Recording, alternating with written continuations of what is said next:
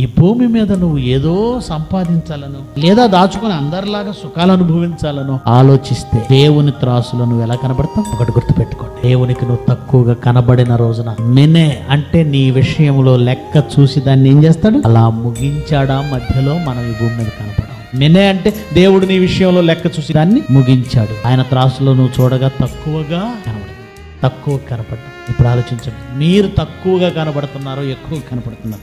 దేవుడి కోసం ఎంత చేస్తున్నారో మిమ్మల్ని మీరే పరీక్షించుకోండి. ఈ భూమి మీద దేవుడు ప్రతినిత్యం ఆయన పెట్టే ఖర్చు మనకి ప్రకృతి, ఆహారం, గాలి, నీరు, ఆయన జీవం ప్రతినిత్యం మనల్ని కాపాడుతూ యేసుక్రీస్తు రక్తాన్ని పెట్టి చేసినప్పుడు దేవుడి కోసం ఏం చేయవా? సువార్త ప్రకటించవా?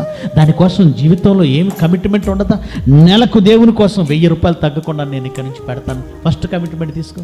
అది చెప్పాలంటే నీ బ్రతుకంతా దేవుడికి ఇవ్వాలనుకున్నప్పుడు నువ్వు ఇచ్చే రూపాయి ఎంతండి? సువార్తకి ఎప్పటికైనా కళ్ళు తెరవండి. దేవుడు నీ నుంచి కోరుకున్నదెంత, నీ వలన దేవునికి అందుతున్నదెంత? కోరుకున్నది, ఆయన ఆశిస్తున్నది కొండంత అయితే, మనల నుంచి వస్తున్నది కనీసం గోరంత కూడా లేదు.